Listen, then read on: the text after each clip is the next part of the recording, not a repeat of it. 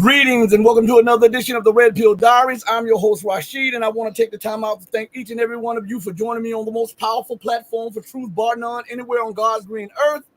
This is your platform for truth, elevation, and empowerment. This is the Red Pill Diaries. I'm your brother, your host, and your friend, Rashid.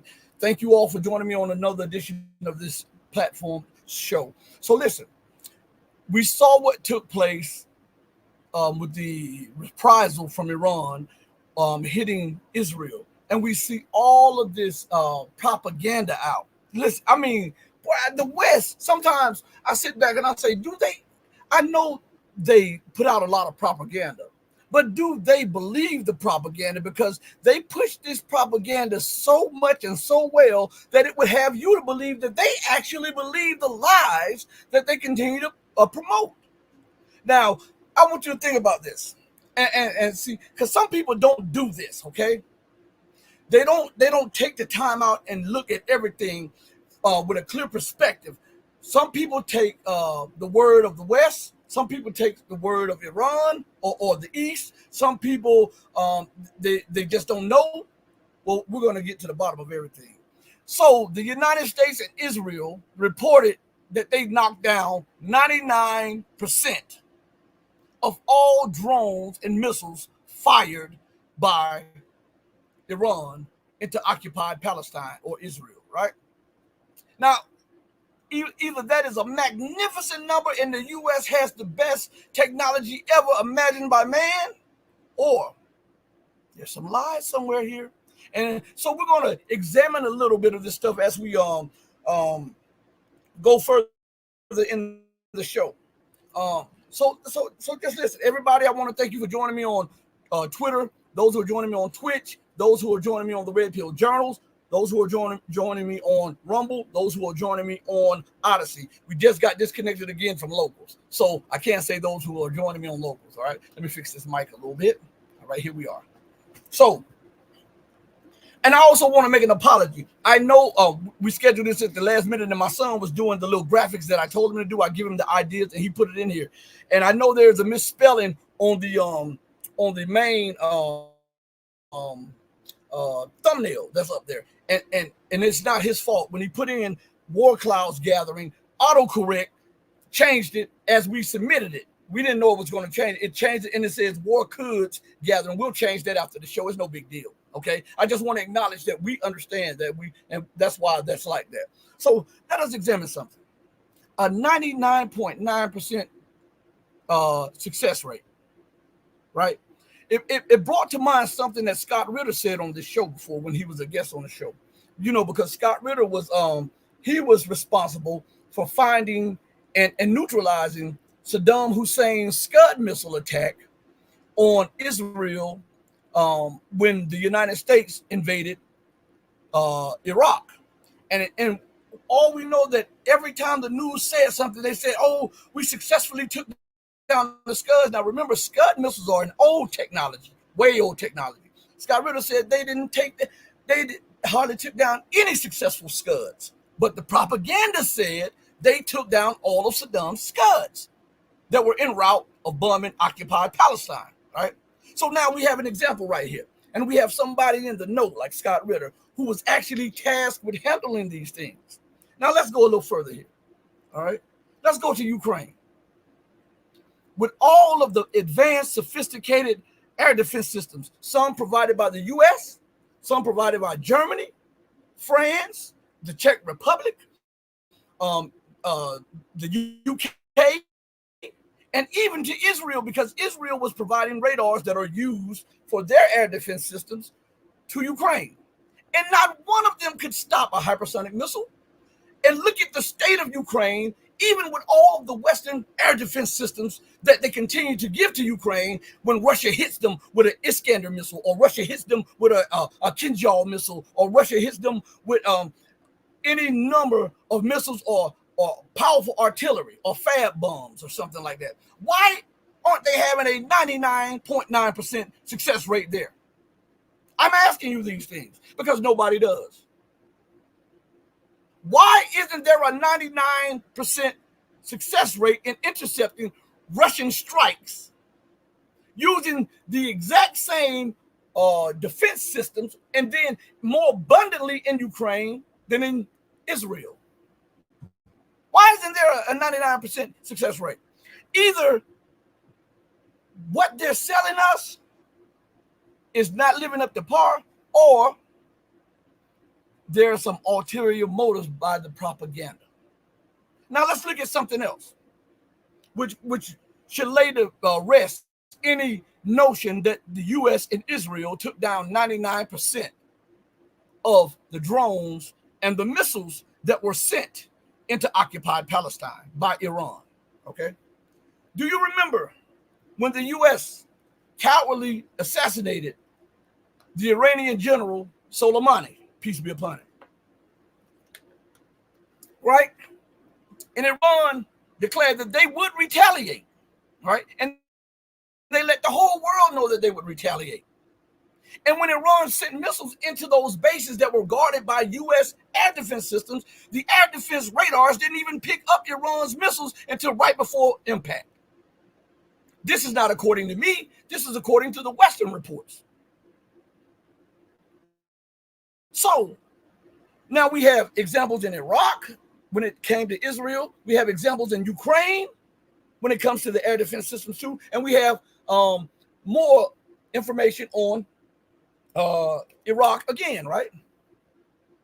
So why in these instances there was no 99% efficacy or efficient rating in the air defense systems, yet you would have us to believe that there was a 99% success rate 2 days ago or a day and a half ago? Which one of y'all believe that foolishness? Huh? I'm telling you, they lie so much you should call them rugs. You know, and here's the kicker. Iran hit I was watching some of the, I don't watch the Western media as much, but I was watching live from China and live from Tehran, and I was watching a channel, I believe it was a Central Asian channel, as the missiles were inbound. There was three waves, and Iran did that. They didn't even fire their most advanced ballistic missiles. They fired old technology, and it could not be stopped. Okay, and they depleted the Israeli and U.S. air defense systems across the Middle East. They did that purposely, and now they have a readout. Listen to me good.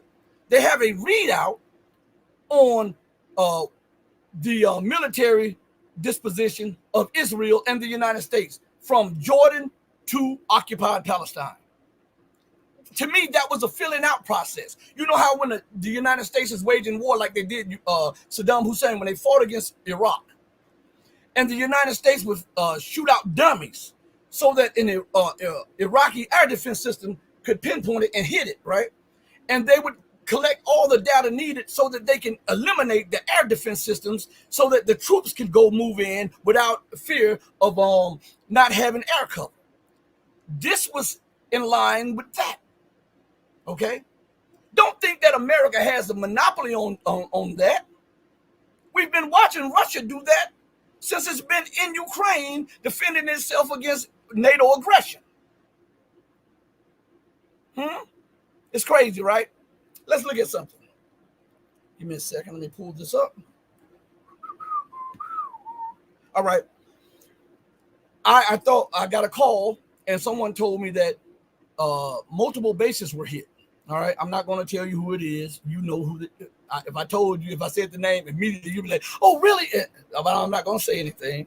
And they told me that there were several targets hit, and Iran did this without striking 1 inch of civilian infrastructure. But Israel, in comparison, is demolishing the entirety of the Gaza Strip. Right? I want you to look. So someone told me that the Israeli, there was a secret Israeli intelligence base that was hit and leveled almost, right? And this was hit by one of the hypersonic missiles that Iran shot. The U.S. won't tell you that a hypersonic missile was used in the decapitation of this site. So I was looking to see if there would be any reporting on this. And I noticed that recently today, the Iranians have come out and said they did use hypersonic missiles. Well, I was told that in the middle of what was going on with the bombing. But here, Hal Turner on Hal Turner radio says this. And you can't call him an Iranian apologist. You can't say that he's anti-American, right? So Hal Turner says this. He puts an article out today. And the title of the article is, Iran hit secret Israeli intel base at Golan Heights, smashed by missile attack. And here's the reading. And he puts in there, he has a picture, a satellite picture showing the base that was hit. And so this is a short article. It's about 4 paragraphs. So have patience with me and let me read it to you. The Israeli government is furious over one of the targets struck by the Iran missile attacks 2 nights ago. That attack utterly smashed a secret Israeli intelligence base, pictured above in the Golan Heights. According to Israeli sources, the heaviest damage that was inflicted on the Israeli government during Iran's retaliatory attack is the secret intelligence base in the north of the occupied Golan Heights, located in Jabal al-Sheikh, Mount Hermon. Okay?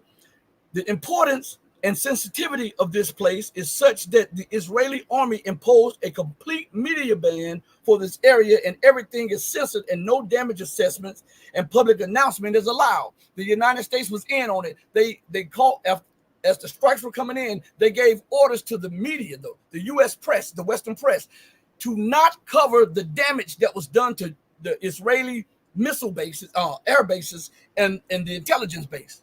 So this was not exclusive to Israel. This was done in conjunction with what the U.S. was doing. They put a total blackout on what actually took place. And so CNN and NBC and all of they were regurgitating you the lines that the U.S. government and the Israeli government gave to them. Okay?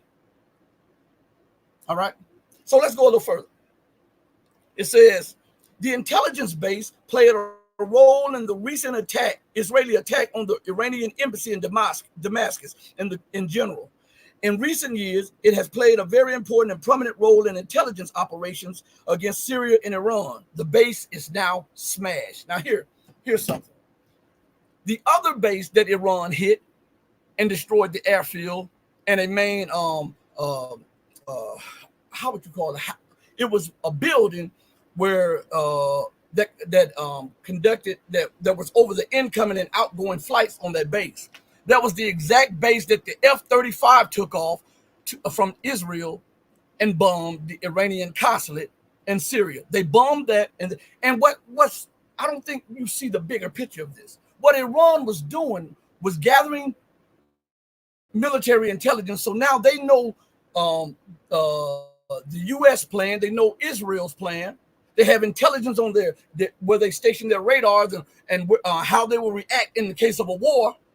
And at the same time, they were allowing Israel and the United States and the UK to know that we know where your most secretive bases are. We know where they are. And you too can be touched. Right? You too can be touched. So this is a lesson that is being overlooked by all of the pundits out there. Think about this. Look what this says. And I was told this. So this is absolutely the case because I was told this when the missiles were raining down. So the report from Hal Turner is absolutely correct. But it said, I want you to listen to this again. He says, the Israeli government is furious over one of the targets struck by the Iran missile attack 2 nights ago. That attack utterly smashed a secret Israeli intelligence base. How did Iran get intelligence on that? They must have the drops on Israel. You know how the Mossad think that they have the drops on everybody else? Iran demonstrated that we have the drops on you too. And if you continue to exceed the limits, this is only a taste of what we will rain down on you. We don't fear your military. We don't fear your nuclear arms. None of that. And the West is not telling you that Iran has a conventional capability that is equal to Israel's nuclear capability. Think about that. I think Iran is 35 to 50 times the size of Israel. So they can take a couple nuclear strikes, but if Iran rains down drones and these newer ballistic missiles and these hypersonic missiles, it will level all of occupied Palestine. Do you understand? Everybody, and they know this. They don't want you to know this, okay? So we'll go to something. And I noticed this, and I have to bring these points across because nobody else does. Hold on 1 second. Let me see if I can bring this point. Is that it? Give me 1 second. I got this one. Hold on 1 second. I need this last one. Let's see. This is all right. Give me 1 second, everybody. Hold with me for a second. All right, I got it. Okay, so now I notice this.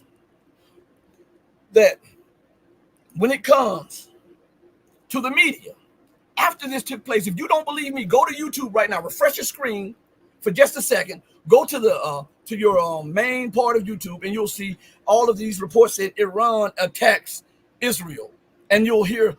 You can read and you can hear all of the propaganda that is being spewed. And what I'm trying to show you is that there's a narrative that they are building up. Iran attacks Israel. Did Iran attack Israel? Most of you who are listening will say, yeah, Iran just bombed Israel. But that was an attack.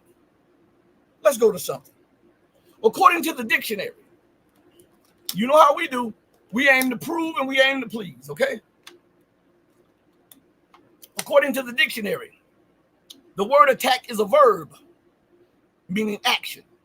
It means take aggressive action against a place or enemy forces with weapons or armed force, typically in a battle or a war. It gives an example of what an attack is. In December, the Japanese attacked Pearl Harbor. Okay? It gives you an example. It says, begin an assault, charge, pounce, onslaught, offensive. Right? Now, when you look at that, you'll say, yeah, that qualifies Iran as attacking Israel. Until you look at the definition of what Iran actually did. According to the dictionary, the word reprisal, which is very different from attack, and this is the word they continue to keep out of the mouths of the pundits on TV, in print, in magazines, and on YouTube and social media. They continue to say Iran attack. When you say Iran attack, that's aggressive. What you're doing, whether you know it or not, you're helping to spread a narrative that Iran is the aggressive one. But when you understand the definition of the words, you'll understand that the attack came from Israel. And what Iran did was to send a reprisal to Israel. So listen, the word reprisal, according to the dictionary, is a noun. It means an act of retaliation. Didn't I tell you that's what Iran did? They retaliated. They didn't bomb the Israeli embassy. The Israelis bombed the Iranian embassy, which is an act of war under international law. And you know what? Since I've been telling you that, you notice how all of the bigger channels are now making that point? You notice that, right? Everybody's talking about that is a violation of international law and that was an act of war. They didn't say that when it happened. What made them change? Because even though we're being kept out of the search engine, the word of mouth is showing people, hey, look, you got to check out this little smaller channel that YouTube continues to suppress because they give you the facts. So let's go to the dictionary and let's see what that word reprisal really means, okay? Retaliation, counter-attack. So that word fits what Iran did more so than attack. The word attack fits better with what Israel did, right? So we have an understanding of that. Now we know who's the aggressor. But the West would have you believe that Iran is the belligerent party, right? Matter of fact, let me see something real quick as I'm talking to you all. Because I think I saw something earlier. All right. Listen to this. And RT sometimes, RT.com, act like it's in the pocket of the West half of the time too. But I want you to listen to this right here. This is the headline. I found the headline that I'm looking for. I'm just looking to see if something else is down. So, all right, there we are right here. Here's the headline. It says right here. I know you can't see it on my screen because it's blurred. But that's the headline. And it says Israel promises response to Iranian attack. So what they're doing, they're flipping the script. Remember what I told you how the West acts when they become belligerent and they become vengeful and they have nothing but bloodlust in their eyes? They make the victim the aggressor and the aggressor the victim. Bizarro world. So this statement alone removes and absolves Israel of any wrongdoing and puts all of the onus on the victim, which is Iran. Listen to what it says. Israel promises response to Iranian attack. What that is saying is that Iran attacked Israel for no reason.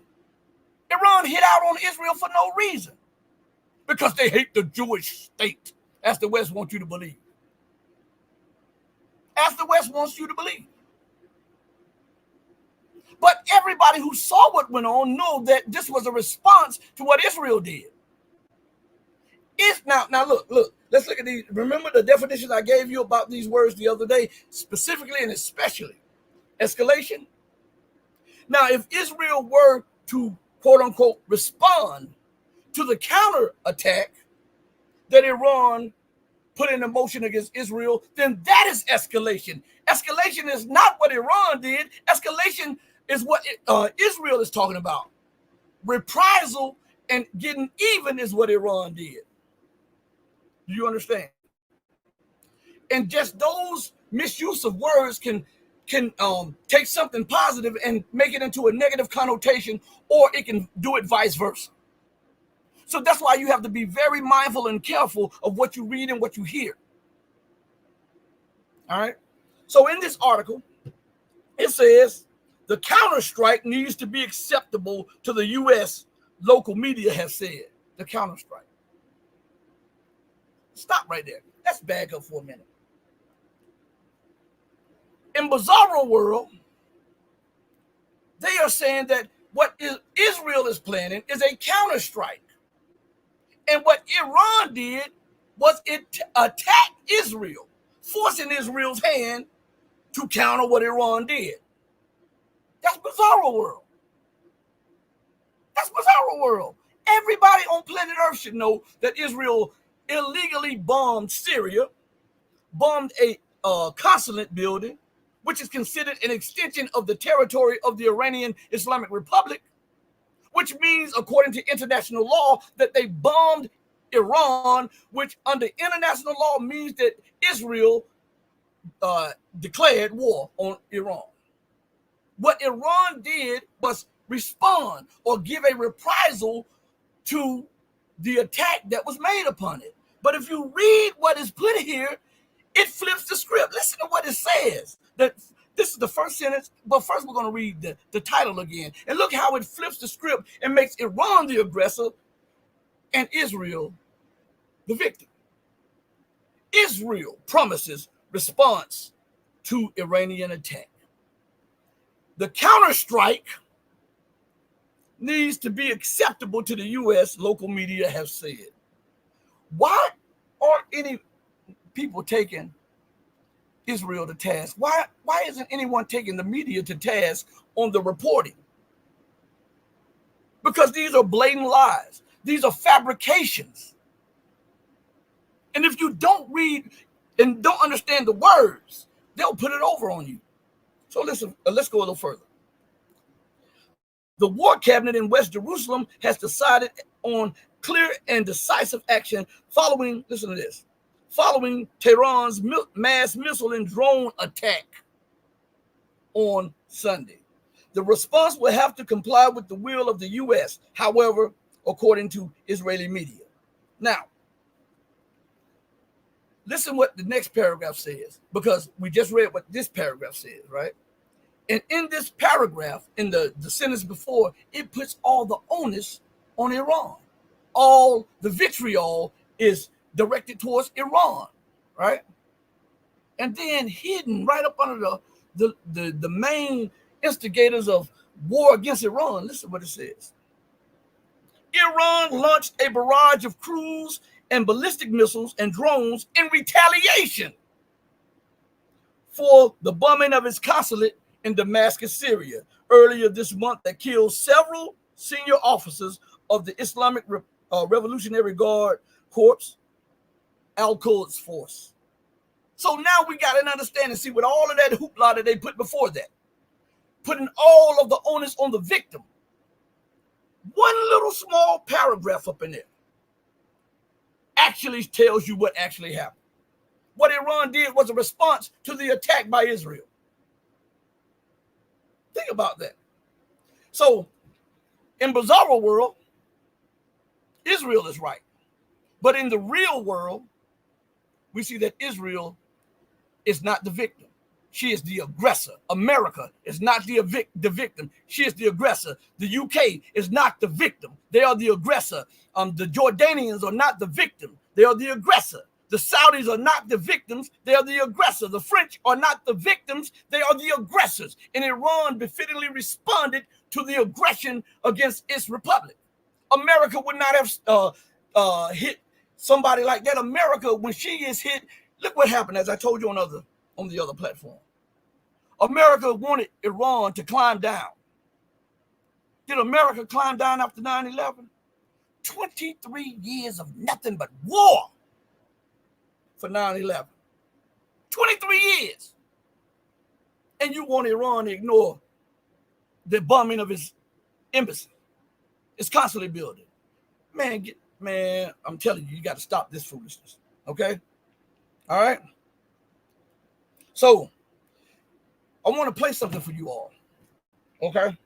And before I go into that, let me tell everybody, the channel members, I know we were supposed to do a live today, but I'm in talks with somebody to come on the platform. If they told me that they will let me know tomorrow if they can be on the channel member stream.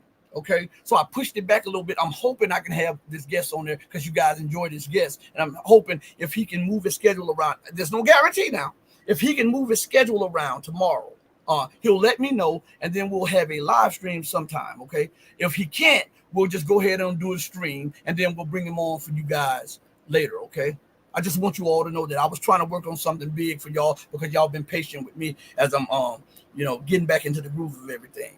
I really appreciate this. Now, I want to go to something. I want you all to pay attention to this. And when you're looking, remember the saying of this platform. In bizarro world, up is down is up, in is out, and out is in. The aggressor is the victim, and the victim is what? The aggressor. So I want you to pay close attention to this short clip. It's a short clip. And this comes out of the mouth of the president of the occupying regime of Israel. All right, I want you to listen close to this. This is a short, about 40, 50 seconds, okay? Pay close attention to this. As we were attacked last night from four corners of the Middle East with proxies shooting at us, firing missiles and ballistic missiles, drones, and cruise missiles. This is like a real war. This is a declaration of war, not because we are restrained and because we know the repercussions and because we have deliberations with our partners. We are considering all options, and I'm quite confident that we will take the necessary steps that are necessary to protect and defend our people. So I would say, of course, that the last thing that Israel is seeking in this region since its creation is to go to war. We are seeking peace. We are peace seekers. There's peace seekers, yet they occupy the entirety of Palestine. They're peace seekers, but they continue to bomb Syria on a daily basis. They're peace seekers, yet they're assassinating dignitaries, people who are professors, and all of that. They're kidnapping people. They're peace seekers as they shoot kids running to the UN aid trucks. They're peacekeepers. They want peace as they assassinate pregnant mothers, or they go into hospitals and kill all the men in the hospital. They're peace seekers. Okay. Bizarro world, I'm telling you this. And listen, he puts the onus on Iran. He said this was an act of war, as if bombing the consulate was not. Do you understand? When the Western media reports something, they want you to think that it is in a vacuum of something. Like when they talk about the October 7th event, when Hamas went into occupied Palestine, which is called Israel, right? And tried to get some revenge for the mistreatment of the Palestinians. And they say that this was a terrorist act. That is not, according to the definition, it cannot be a terrorist act. According to international law, what Hamas did, see, this is what they don't tell you. Go to the UN, go get on your computers right now, and go to the UN and look at the laws, the rules, and the regulations. And any population under occupation has the lawful right to respond to the occupation. You understand? They don't tell you that. Hamas is a creation of the US, the UK, and Israel, and now it's blowing back in the face of the UK, the US, and Israel. Just like Al-Qaeda, just like ISIS, just like Boko Haram, just like all of these other so-called terror groups. America, the UK, and Israel, and France played their part in it. Whining that, look, they're like Dr. Frankenstein, and they're whining that their creation is turned against them. Man, stop that foolishness. And then the Israeli president had the nerve to say, we show restraint. We don't want war. According to the dictionary, the word restraint means, it's a noun now, and it means a measure or condition that keeps someone or something under control or within limits. Decisions are made within the financial restraints of the budget. That's an example. It says unemotional, dispassionate, or moderate behavior, self-control. Self-control, self-restraint. Now, flying into Lebanese airspace is a violation of Lebanese territorial integrity and sovereignty. Israel does that on a daily basis. Bombing Lebanon is not restraint. Those are acts of war. Flying into Syria is violating Syrian airspace, Syrian sovereignty, and territorial integrity. Bombing Syria on a daily basis is an act of war, right? Now, going into Syria or shooting missiles from Jordan or from Lebanon, because some people say that when that attack on the consulate took place, Israel took the Jordanian airspace and did that. I don't know. But let's just say they went through Lebanese airspace. Now you violated three nations' territorial integrity. Lebanon, Syria, which was the host nation, and the nation that was hit the hardest, which was Iran. And you talking about restraint? See, that's what people do. When they sock you in the mouth, if they feel that you're not going to sock them back, if they bully you and they feel that you continue to give ground and step back, they'll continue to approach you. And when you sock them back, some of them have, oh, he hit me back or she hit me back and hit me harder than I hit them. Oh, whoa, this is not right here. That's the West. When you sock them back, they start screaming about unfairness, crimes, and all of this stuff. America talks about criminality of Russia. And you've invaded multiple countries. As a matter of fact, you've invaded a country every year since 2001. You've been robbing and raping and pillaging countries. But Vladimir Putin he's the tyrant, right? Obama wasn't the tyrant. Clinton wasn't the tyrant, kidnapping a sitting head of state. Obama wasn't a tyrant when he tried to assassinate the left leaders of Latin America. Obama wasn't a tyrant when he sent the drone into Venezuela to try to assassinate Maduro. That's not tyrannical actions, right? What about America using drones through Pakistan, destabilizing Pakistan's territorial Baluchistan? What about America and the West trying to destabilize Iranian territory of Baluchistan? What about the invasion of Iraq, Syria, Libya, Somalia, Yemen, Afghanistan? That's not tyrannical, is it? It's only when Russia has a national security interest or Iran has a national security interest that they are willing to fight and die for.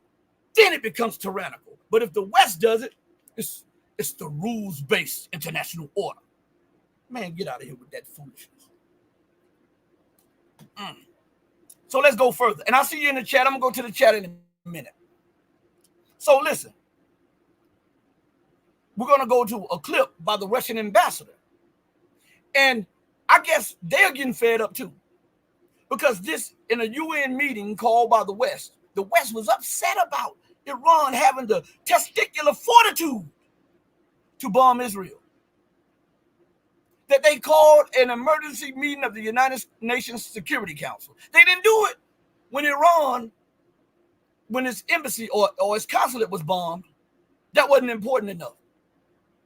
But when Israel was hit in retaliation, the US, the UK, and France demanded an emergency meeting at the United Nations Security Council.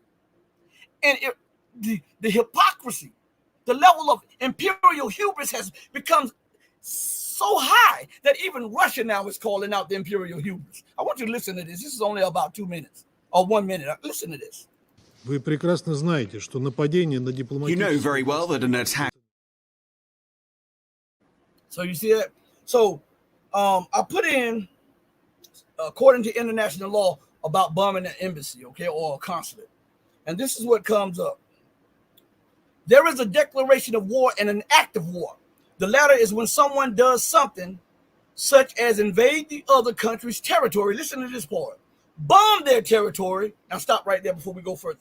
Because the consulate and the embassy is considered an extended part of that nation, whoever consulate or embassy it is, of that nation's territory, right? So right here it says, there is a declaration of war and an act of war. The latter is when someone does something such as invade the other country's territory, bombs their territory, set up a blockade, or do other things associated with war. Yes, attacking an embassy would be considered an act of war. So when we know that, right, and we read the definition of that, does it not make what the Israeli president sound like crazy? Like he's detached from reality? He says what Iran did is let me play that again. I just want to, just this 40 seconds. Listen to what this guy said. But only with these people can they flip the reality. As we were attacked last night from 4 corners of the Middle East with proxies shooting at us, firing missiles and ballistic missiles, drones, and cruise missiles. This is like a real war.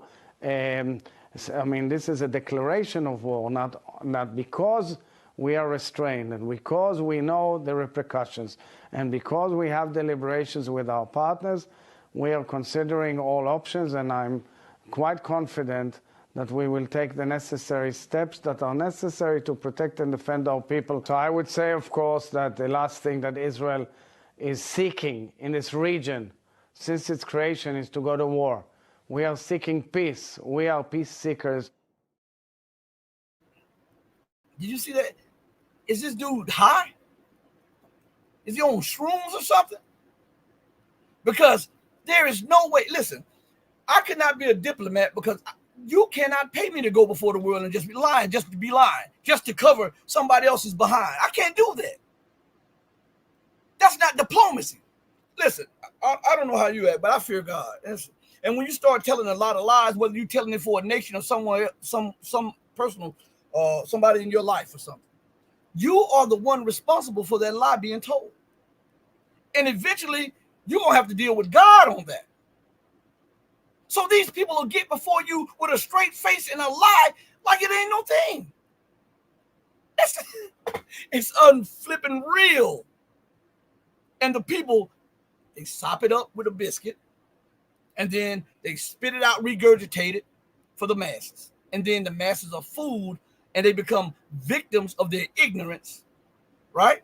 And that's what they want. They want you to become ignorant so that they can victimize you over and over again. And they can continue with these wars, continue with fleecing the people, continue with the divide and conquer, continue with waging unlimited war and taking what anybody else have. If they want it, if they need it, if they like it, they want to take it, and they'll demonize you, they'll lie on you, they'll bomb you, they'll assassinate you, whatever it takes to get what you have. And they've done it before, and they continue to do it. But the time is changing. America is not the America she was 30 years ago. And the nations that she's lying on are not the nations that she lied on 30 years ago. We see America descending from power, and we see the global South rising to power. And this is what's enraging the US and the UK and their minions like Israel, France, and the rest. It's because as the playing field becomes more level, it's hard to compete with a world outside the domination of dollar hegemony and Eurocentricity. How in the heck can America truly compete on a playing field, a level playing field, with 1.5 billion people in China that are graduating millions of people a year in different fields of technology and science? They see that.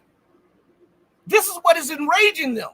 As long as they controlled all the levels of power, all the levels of influence, everything was okay.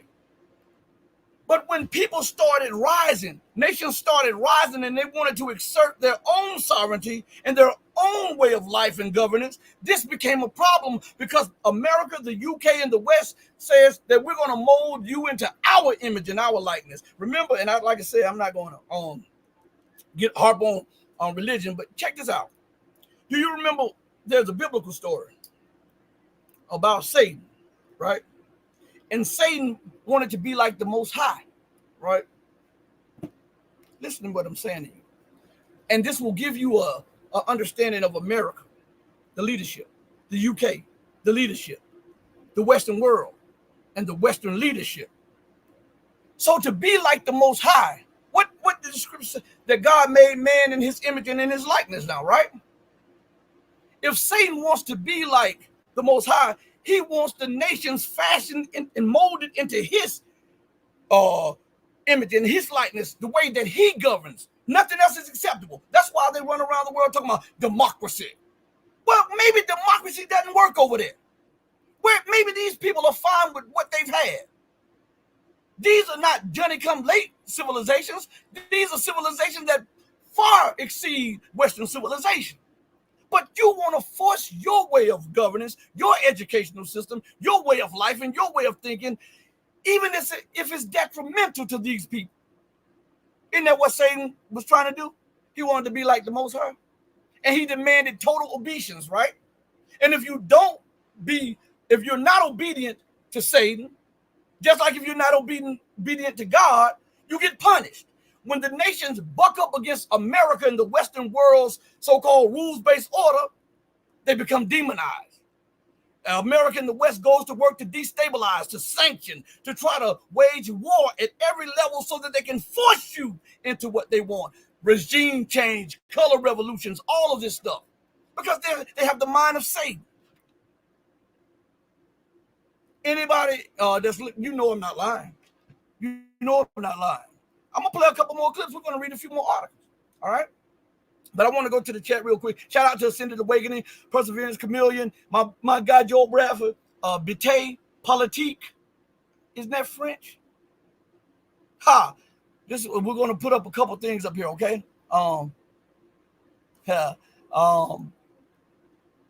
Here we go. Salute to you, Perseverance Chameleon. Salute, Joel. Ascended Awakening. Salute. And it says, let's see. 1 second, everybody. All right, here it is. Right there. That's what we needed. Israel is attempting to negate Iran's right to defend itself. Right. You know how America and the West always says Israel has the right to defend itself. You notice if it's America, if it's the UK, if it's France, if it's a NATO nation, if it's Israel, they all have a right to defend themselves, even when they are belligerent, aggressive, and unyielding against somebody else. But when someone responds to that belligerence, that aggressiveness, it becomes a problem, and it becomes aggression on the part of the defender. That person is defending themselves, but the West twists it and makes it as if the defender is the aggressor and the aggressor is the defender. Nobody in the world has a right to defend themselves except the West. Russia doesn't have a right to spheres of influence, but America has a Monroe Doctrine. Russia has no right to have influence in former Soviet republics, but America is trying to gobble up all of them into her NATO war machine. Iran has no right to influence in West Asia, but America continues to put military bases, illegal I might add, all across West Asia. But Iran is the aggressor. Iran is the belligerent one. And yet Iran never picked its country up from North America and moved it over in West Asia. But what we see is the UK, the US, France, and all of them continue to involve themselves in regions that is not in Europe, that is not in North America. But the people that are indigenous to the regions are the terrorists or the insurgents. Listen. Sometimes I get over. I have to stop and say, are you guys buying this crap that they're selling to you? Think about this. They go and invade a country, and they call the people that are fighting them, their occupation, insurgents, rebels, and terrorists. The people who invaded the country are freedom fighters. The people who are trying to regain their country are terrorists. I mean, you cannot do this in perpetuity. This is what I continue to tell you. You can't go around the world bombing people, overthrowing people, assassinating people, initiating color revolution and regime change and think you have true friends. The people don't forget that. Like right now, when we look at the situation in Asia, and America is trying to start a extension of NATO in West Asia through AUKUS and the Quad, right? And we see that Japan is very aggressive, following the U.S. lead. I tell you this, and I say it over and over again, mark my words. When the U.S. and China go to war, China is going to beat the brakes off the United States. Listen to what I'm saying to you all. Now, when it happens in the next year, it could happen anytime from now next year, but it's going to happen. It's unavoidable because the United States is not going to yield.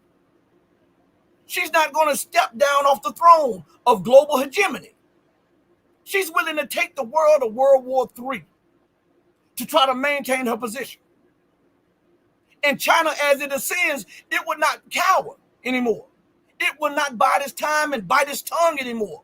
Because technologically and militarily and economically, it is on the same level, if not surpassing that of the global hegemon, the United States, and her imperial or military wing of NATO. You understand? It reminds me of a time. I remember when who was it? The president Xi Jinping. Xi Jinping was the president of China at the time. And he was in the US, and a reporter was talking to him about aggression against Taiwan, right? And he says that America would act in response to Taiwan. And this diplomat said something. He said, if you want to go to war and trade California for Taiwan, be my guest. This is what he said. Now, this was at a time when when China had not revealed her military capabilities. They were not scared of the United States. They were biding their time until their plan came into fruition. And now America is screaming, we have 16 months before there's a point of no return, before nothing we try will, everything that we try will fail when it comes to suppressing the rise of China. And then on the other end, they say, we're not trying to suppress China's rise. We're just trying to make sure that China is not a bully and belligerent and aggressive against her neighbors. Who the hell gave you that right to police the world? See, that shows you the arrogance and the exceptionalism right there. You can go into Iraq on trumped up charges. You can invade Syria on trumped up charges. You can try to assassinate Maduro and say that he's a dictator. You can remove presidents from power like you did in Haiti. That's okay. But China in its own neighborhood is a problem for you. And the Western media continues with this crap.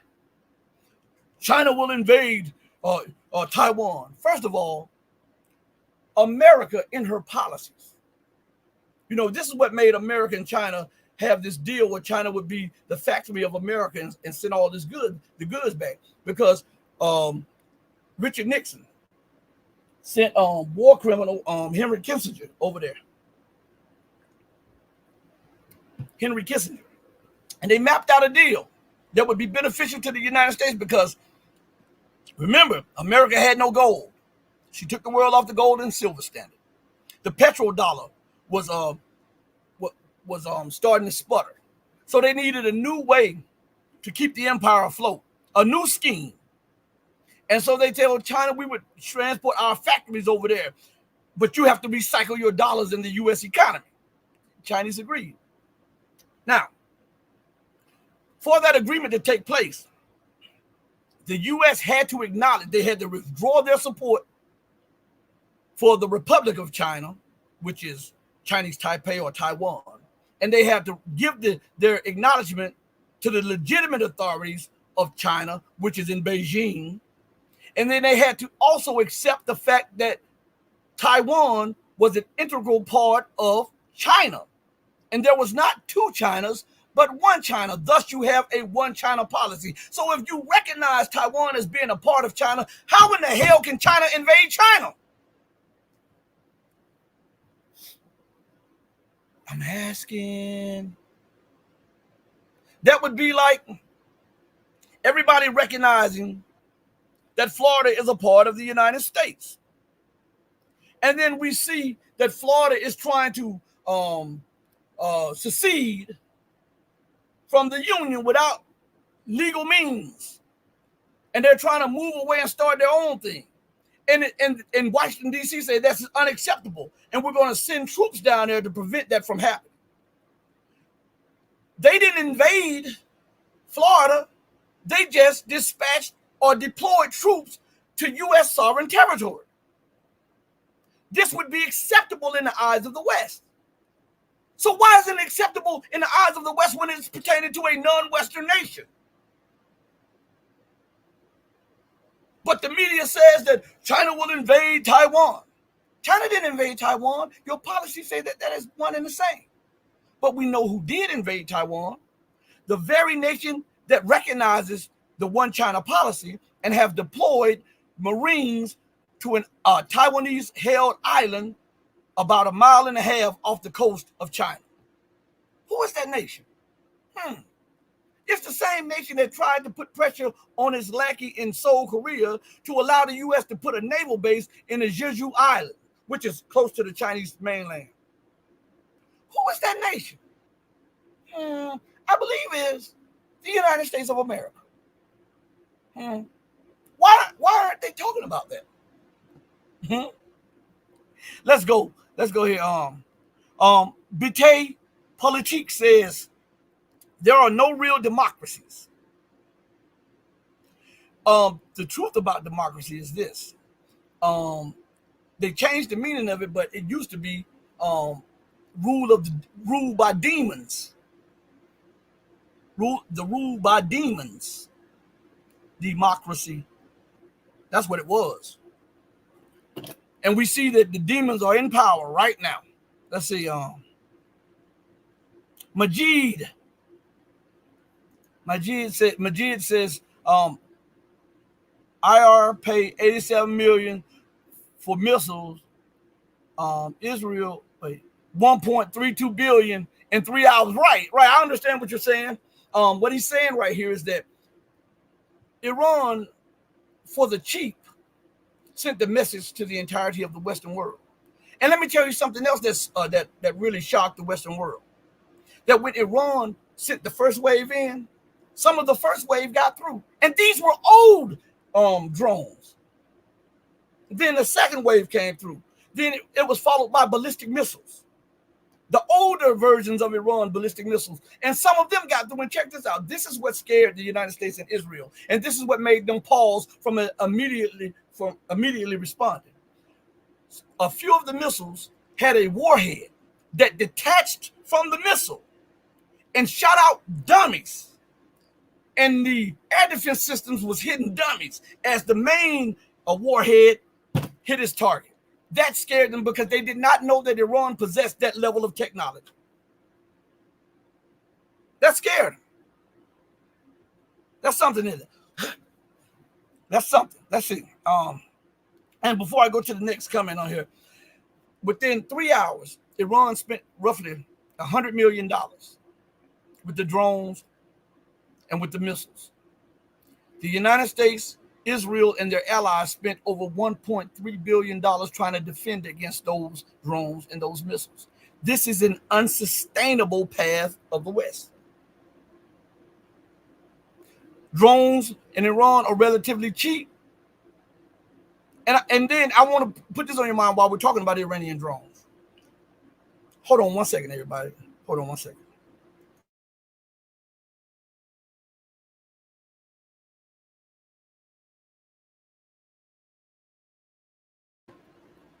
I'm sorry, everybody. I had to sneeze, and I don't want to be rude. Okay. Oh, my sinuses are killing me. But check it. Again, when we talk about the drones, I want to lay something on your mind that you probably hadn't explored before. The U.S. said that they shot down. Now the Saudis are saying that they took part in it also. And I want to know, how did they shoot down the drones? Saudi Arabia is closer to Iran than Iraq and Israel. So how did you shoot down the drones if they still made their way to Israel? I'm just saying, but that's a side point. Check this out. The U.S. and Israel and their allies claim a 99.9% efficient rating of downing the drones and the missiles. These are the very drones that Russia is killing Ukrainian soldiers and Western mercenaries in Ukraine.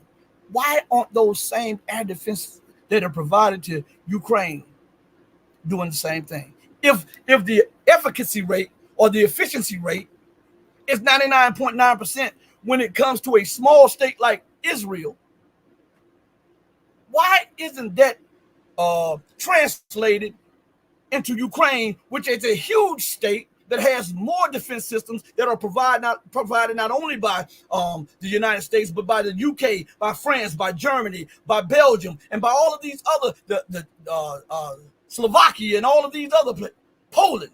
They have a more Western supplied air defense systems, and yet the record is abysmal in intercepting Iranian Shahed drones. So how is it that lesser technology, or that technology that you're using in Ukraine, right, and that you use some of it in Israel, in Ukraine is not working, but in Israel it is?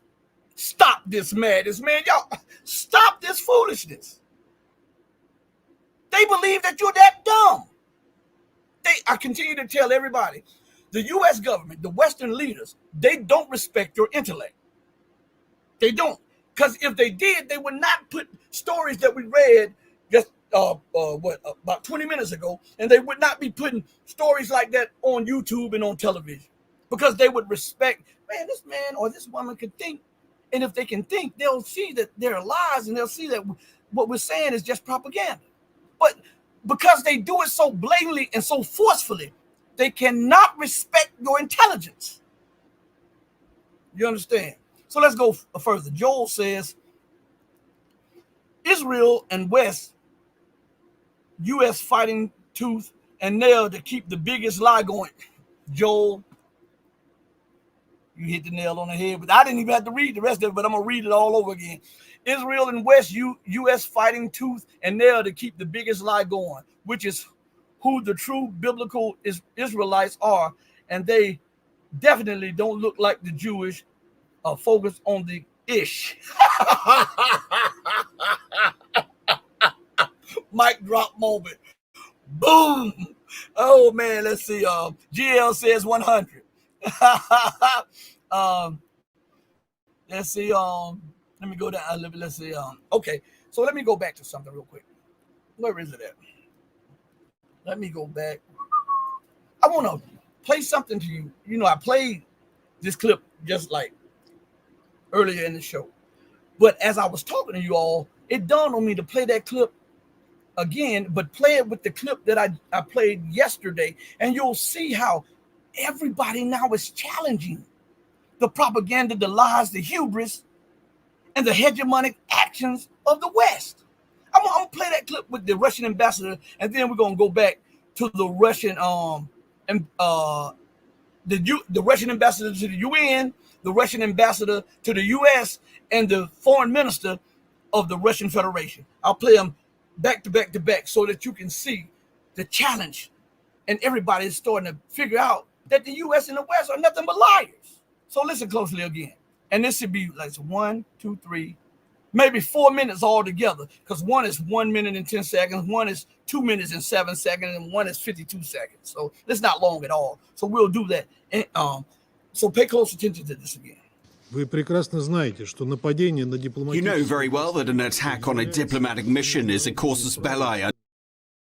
So he called out the bombing of Syria. He called out the hypocrisy of the West. And he says, you guys know that if this happened to you, you would not hesitate to retaliate. See, that's what I kept telling everybody. They want Iran to just take it, whatever is given to them, and deal with it like that. Right? Don't get your comeuppance. Don't get you even, none of that. Let's just talk. Why didn't you tell Israel to talk before they did what they did? But listen, he also says something else before we go to the next clip. He says, you know very well that the bombing of a consulate building is a casus belli. I'm going to say that again. You know very well that the bombing of a consulate building is a casus belli. According to the dictionary, the word casus belli is an event or action that justifies or allegedly justifies a war or conflict. So if that is a casus belli, according to international law, Iran was within its right to strike and strike even harder than what they did, according to international law. We're not talking about what Rashid is saying. I'm pulling this stuff up right here. You can do the same thing. Put in the word meaning of casus belli. That's all. All right, so let's go to the next clip. The U.S. authorities bear quite a responsibility for financing and instigating acts of terrorism against Russia, against Russian people, and we truly think this is a dangerous path. They have no limits in what they believe they are allowed to do. We will use our utmost capabilities to stop it. Everything which is being said by Russia on important issues, not just recently, but for quite a while already, is being labeled as nonsensical or even disinformation by the US. They don't pay any attention to any evidence, to any logic, to any common sense. They only promote their own narratives, which are futile, which has no connection to the actual situation. They want Russia to become weaker. They want to defeat Russia strategically, as they have set forth this in their own official documents, and thus they continue this NATO expansion course that runs very contrary to the core security interests of Russia. But I will underscore that there is no way that countries that apply for NATO membership expect this to happen against Russia's national interest, that they will enhance their own security through NATO membership. They want to describe NATO as the most successful alliance in history. This is a total historic failure. They wanted to achieve more security for Europe and Euro-Atlantic, and they achieved less. This is a complete failure of all the US administration that followed this expansion since 1996, and they will see more of something that would endanger their security and not enhance it. Now let's go to the next clip. The destructive policy of the US and its allies is based on the rules that they invented and that are known well to everyone. Basically, this is the set of double standards. This policy has destabilized many countries and even regions. In order to preserve their own hegemony, the West has been using broadly the well-known colonial principle of divide and rule. They deliberately fuel inter-ethnic and inter-religious as well as inter-state conflicts. Those who do not agree face various coercive tools. You are well aware of that, be it direct military interference or illegitimate unilateral sanctions or demonizing in global information space. So, you said they willfully and openly promote strife, interreligion, race, all this stuff. Well, is there anything to what he's saying? Check this out. Remember when I told you that Wahhabism is a product of the UK or Britain? And this was brought about through their security services, and they told the bandits in the desert that if you promote this style of Islam, we will put you in power in Arabia. And then the House of Saud or those people accepted and they agreed. And then the US, the UK, and France put them in power and cemented them with military power so that nobody could challenge their power. And then you have this extreme version of Islam that has been demonized across the world. And then people say Islamic extremism, Islamic terrorism, when in reality, if you look to the core of what's going on, this is a byproduct of the French, the British, and the US. So if it's a byproduct of the French, the British, and the US, then we can say that those who are screaming Islam are misled and ignorant, and this is Christian terrorism. Because the UK, the US, and France claim to be Christian, even though we know that they're not a real Christian, right? But if we're going to put that jacket on somebody, it has to be on the West. Nobody talks about these things. They're too afraid to touch these hot potatoes. Man, toss them this way. I got gloves on. Listen, the foreign minister also said that they're so concerned about their hegemonic ways. Hegemony is the root word of hegemony. And according to the dictionary, it's a noun. And the word hegemony means leadership or dominance, especially by one country or social group over others. Now, what does America say about Iran? Iran is trying to challenge our leadership in West Asia. What do they say about Russia? Russia is being belligerent and trying to challenge our leadership in Europe. What do they say about Venezuela and Cuba? They're trying to challenge our leadership in the Americas. What do they say about China? China is becoming aggressive, and we cannot allow China to challenge our leadership and our place of dominance in Asia. What did that say? Leadership or dominance, especially by one country or social group over others. And they are in the midst of all of this. They are gaslighting the, you know what? I just said gaslighting, okay? I just said gaslighting. Let's see what that means for all of you who don't know. So, the word gaslighting means a specific type of manipulation to get someone else or a group of people to question their own reality, memory, or perceptions. That's what the West does. They lie so much that they will make you believe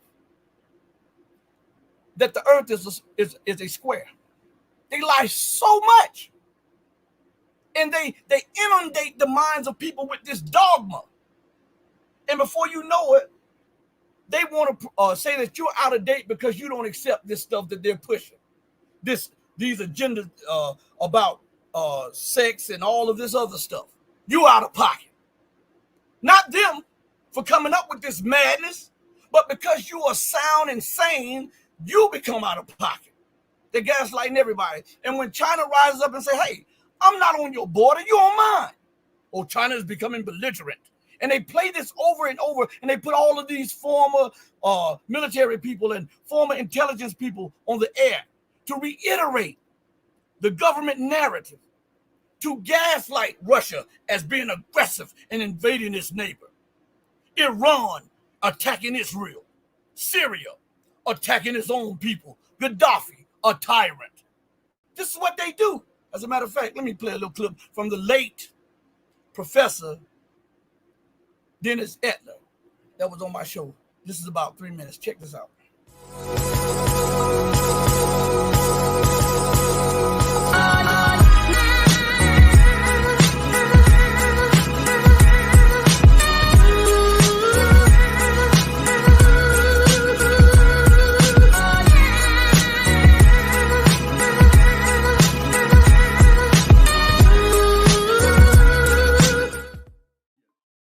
Well, isn't it ironic that everything that America accuses any other nation of, she winds up doing it? Like she accused Russia of wanting to occupy Ukraine, and now there are NATO troops in Ukraine. She accused Russia of wanting to occupy former Soviet republics, and now America has bases in all of those former Soviet republics.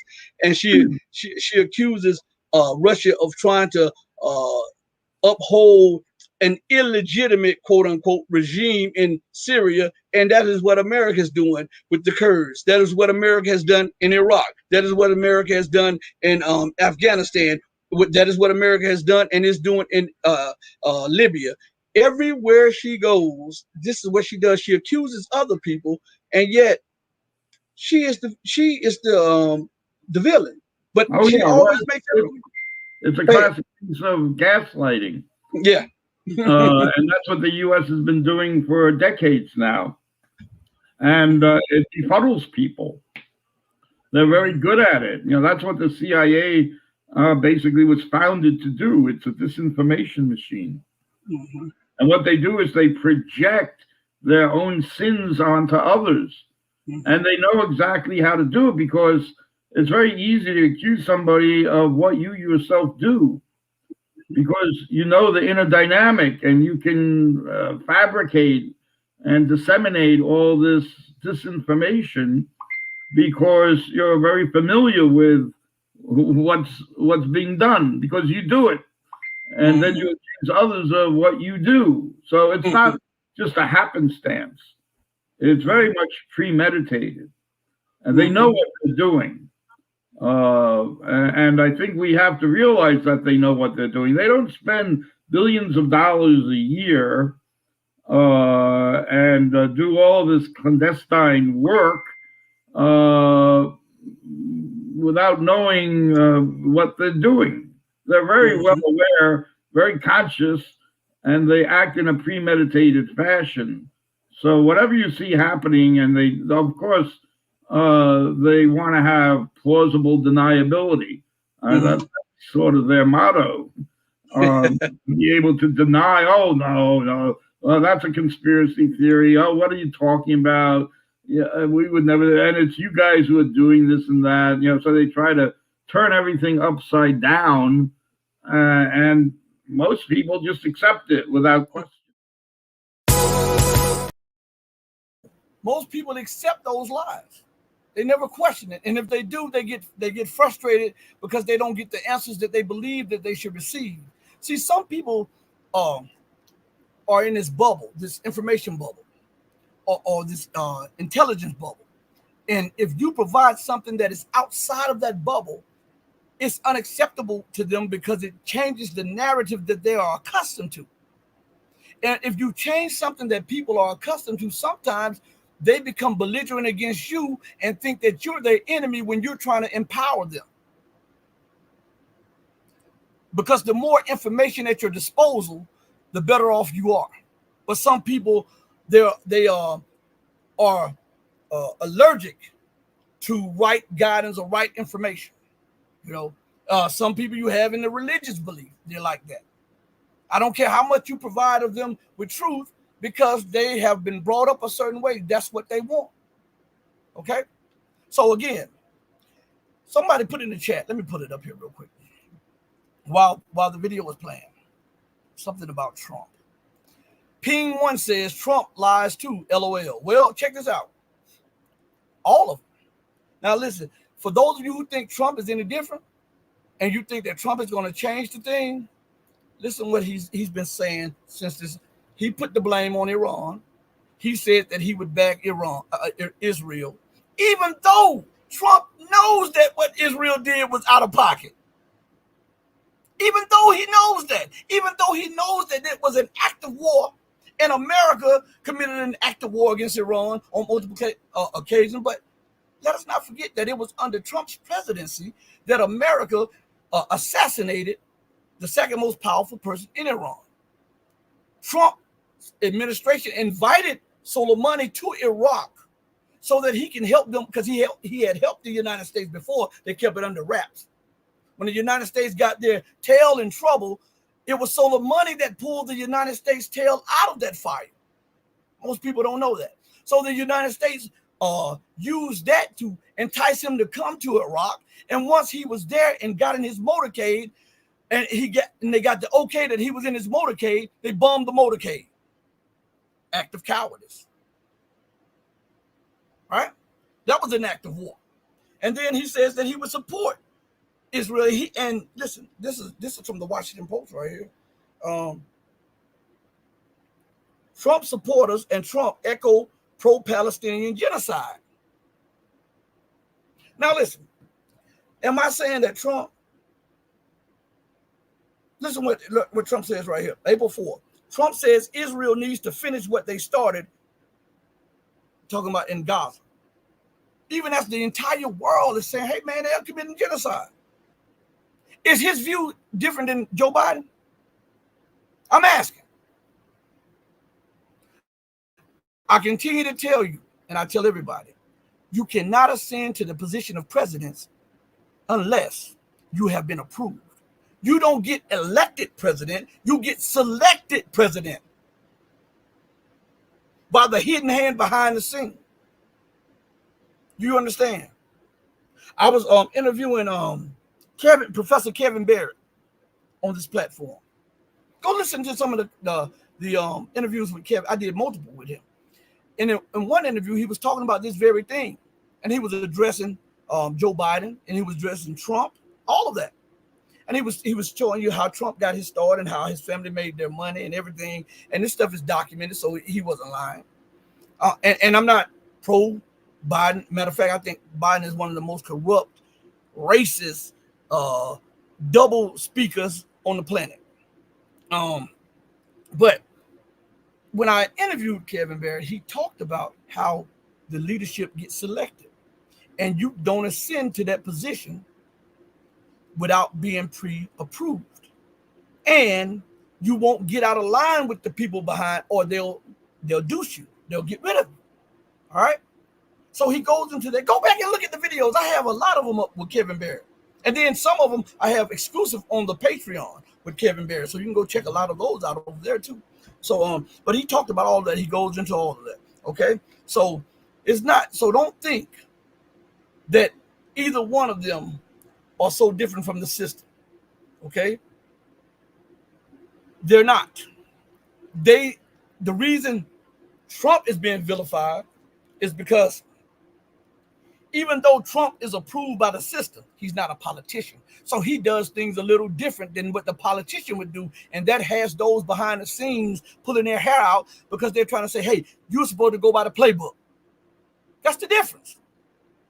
Biden is doing what they told him to do. Trump does most of what they tell him to do. You understand? All right, let's go further.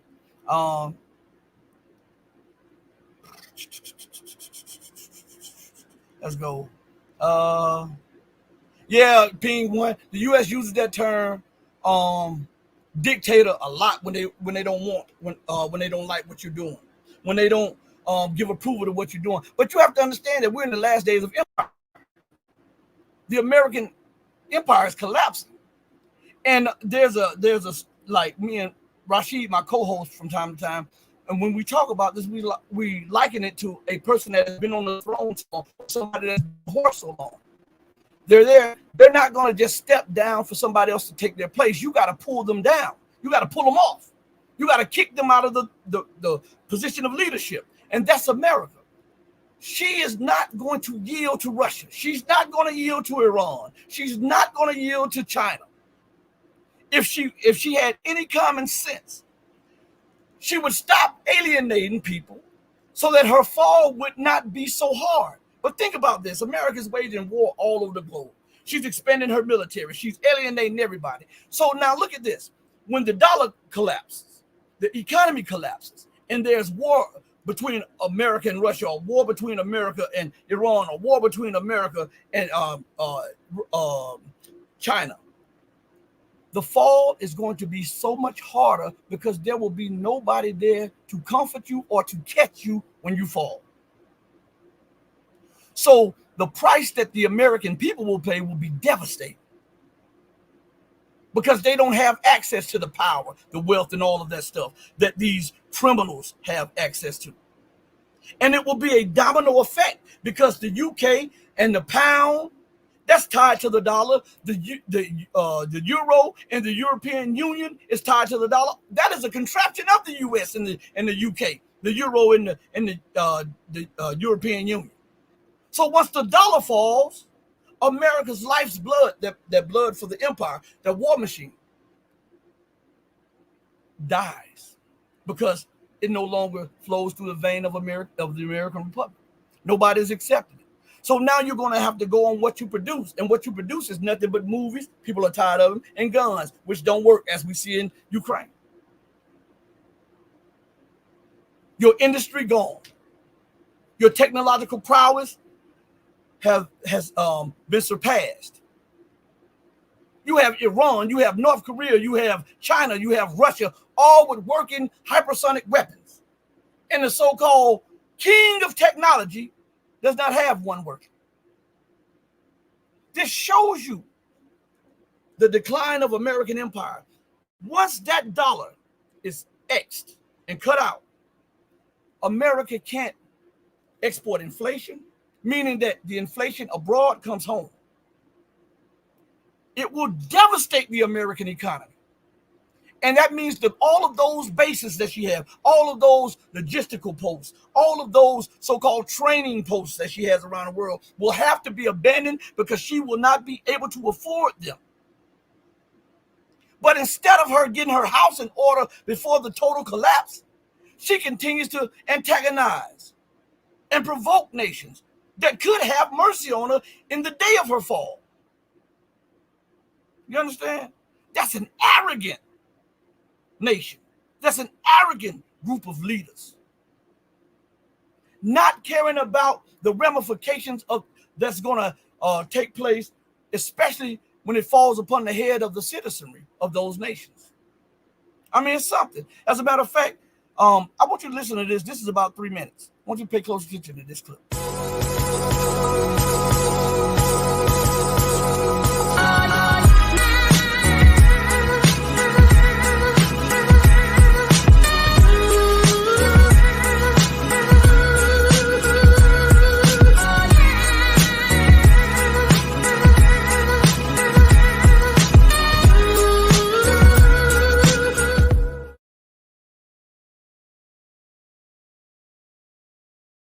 Foreign policy people that Trump has been picking, you couldn't pick worse people if you went to the phone book and just looked up a random 10 names. These are people that look even crazier than Cheney and Rumsfeld. So in that regard, I think we're touching upon the nerve of what is truly wrong in this country. And in a most serious vein, Biden and Harris have given every indication, of course, that they're a part of the war party, that they are essentially supporters of neoconservative and Zionist ideology, even if they try to tone down the rhetoric on it. And I said to my wife a year or two ago, when Kamala Harris was not speaking at the American Israel Public Affairs Committee National Convention, but went there and met with Netanyahu behind the scenes and was subsequently featured on Bibi's Twitter account with all of these photo ops where they were seen together posing for these pictures. I said to my wife, you're looking at someone who has just been selected to be on the Democratic Party ticket in 2020. And when you look at the Democratic Majority for Israel organization, you look at the connections of Joe Biden with a significant element of the deep state, including the former CIA director, Michael Hayden, who has just endorsed him. These are truly ominous times in which we are living. And when we start even considering that Michael Rechtenwald, the anti-PC prof, might be correct, that Biden is even more deeply involved with these people than Trump, it really causes us to take a deep breath and to wonder if we're not living in the last days, not only of the American empire. That might be merciful for that to be the case. Frankly, I'm a supporter of the American Republic, not the American empire. But we could be talking about the survivability of the planet with some of these folks that have such incredible influence in both of the major political parties. And I think it's the issue of the election, and no one is really addressing it for, I think, some very obvious reasons. You see, that's Mark Dankoff. I told you I've been interviewed a host of people. I got interviews that are not even up, from Ray McGovern, which I interviewed him years ago. I interviewed two-time Congresswoman Cynthia McKinney, a host of people. And as I told people, right before the bombing of Libya, the Honorable Cynthia McKinney graciously invited me to go on the fact-finding committee when they were going over to Libya. I had to turn it down because I had a previous engagement, but I wish I would have gone. But yeah, I just want you all to see that what we're watching is the drop of America. And these people are going, they're crazy as hell. Do you understand? They have been detached from reality. You know, when we talk about Islamic extremism, and because a person holds up a flag and says, Allahu Akbar, and they say, oh, this is brutal, but the way they're treating people. They never say that about the politicians who scream their religion to be Christianity and then go and say things like, nuke this country or bomb these people or kill those people. That's not Christian extremism? Huh? So it's only extremism if you can label it on something other than what you want. Matter of fact, I want you to look at the insanity of these people who you have in office, who are supposed to be the leaders, who are supposed to have sound guidance, sound jurisprudence. They are supposed to be the stewards over the population and guide the country into a proper position. But this is what we hear reverberating all across the world out of the mouths of people in the leadership position in America and the Western world. Just listen to this.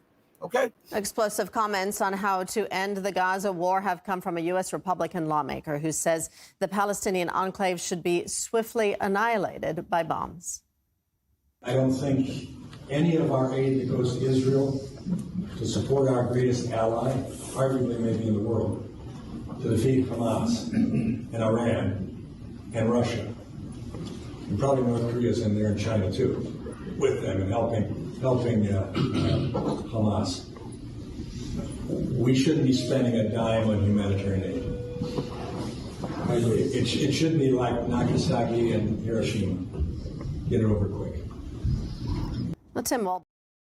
I'm gonna play that again for you all. You already said it should be like what? Hiroshima and Nagasaki. What happened to Hiroshima and Nagasaki? The United States dropped nuclear bombs on those cities. Do you know that? He said, get it over quick. In Gaza. See, they don't view Muslims as humans. Even though all of the problems started with colonialism, they never retraced the problem. You can't cure AIDS. You can't cure cancer. You can't cure diabetes. You can't cure any disease if you don't go to the root cause.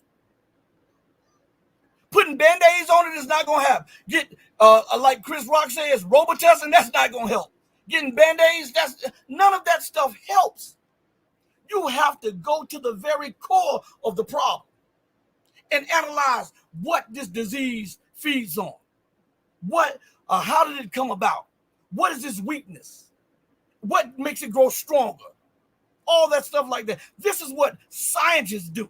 They go into the very germ of something and look at the very cause of it so that they can come up either with a cure or they can use that in a way that may be beneficial to someone else. But the politicians look at it, they're surface dwellers. They don't want any acknowledgement that most of the blood that has been shed is on their hands, because they have become arrogant about this stuff, because they have been living in U.S. imperial power and influence for at least 100 years. The United States can do no wrong. The UK can do no wrong. America's allies can do no wrong. Israel, that is occupying an entire state, can do no wrong. Killing mothers and children, assassinating officials from the UN. And that is okay. Don't send any money to the Palestinians who are suffering. Send it to Israel who is causing the suffering. That's backing the murderer. That's backing the criminal. Okay? As a matter of fact, I'm going to come back to this clip in just a second, but I want to play you a clip from Joe himself and the rest of show you that's how detached from reality these people are. And they are willing to help the assailant and ignore the people who have been assailed by the assailant. It's crazy, right? Absolutely. But unless somebody shows you this from this perspective, you can't grasp the magnitude of insanity of the leadership of America in the Western world. And God is driving them mad. This is what the book talks about when it said, and I would hit them with derision. Look up the word derision. He's going to smite them with derision because they have become ungodly. And this is what we see. They don't understand this. Everybody else is out of pocket, not them. Russia has no right to aid Syria, even though Syria has been a Soviet ally. Russia has no right to aid Iran, even though Iran is in the neighborhood of Russia. Russia has no right to talk to the Soviet nations, the former Soviet nations. China has no right to go invest in Africa, the colonialists. Now, the colonial people talking about somebody being colonialist. China has no right to try to have influence in his own neighborhood. China has no right to exert its national sovereignty over Taiwan. China has no right, but America has a right to be in Asia. America has the right to be dominant. America has the right to put dozens, if not hundreds of military bases in Africa and the Middle East and over there in Latin America. America has that right